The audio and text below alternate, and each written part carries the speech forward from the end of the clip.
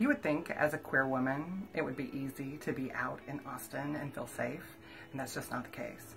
We have a gay pride parade, we have gay bars, we can hold hands in most part of town, but the microaggressions are pretty thick. When a heterosexual man comes up to me on a pretty regular basis, different ones, and says to me that I'm too pretty to be a lesbian, I'm erased from the culture. My identity is invalidated. I don't have a chance to be myself. Definitely been discriminated against just socially in Austin, restaurants, retail spaces. So I think that if you're a black person in Austin, the discrimination and microaggressions are really not things that you're able to escape as a black person in this city. Main voice that's heard politically in Austin is like the white liberal. So in order to be more inclusive, I think they have to hear a whole bunch of other diverse casts of voices. I don't know that we facilitate inclusion purposefully as often as I'd like to see out there. To create truly inclusive spaces, you have to really think very critically about diversity, and that means exploring power dynamics.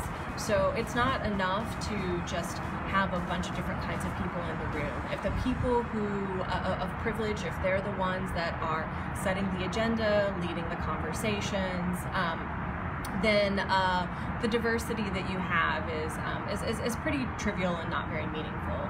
There's still a disparity between people of color and other groups.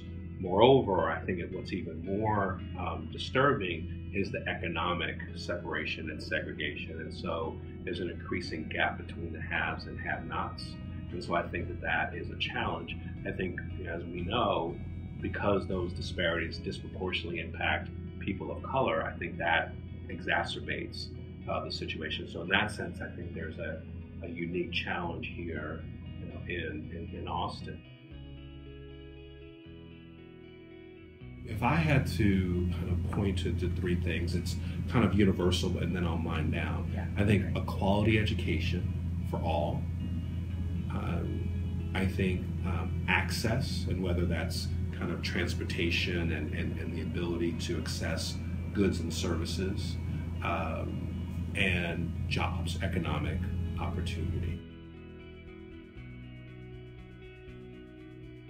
I would like to see diverse sexuality and gender celebrated all over Austin, politically and culturally.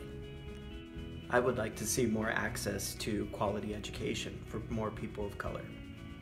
I would like to see Austin create spaces where my culture is celebrated without the expectation of assimilation.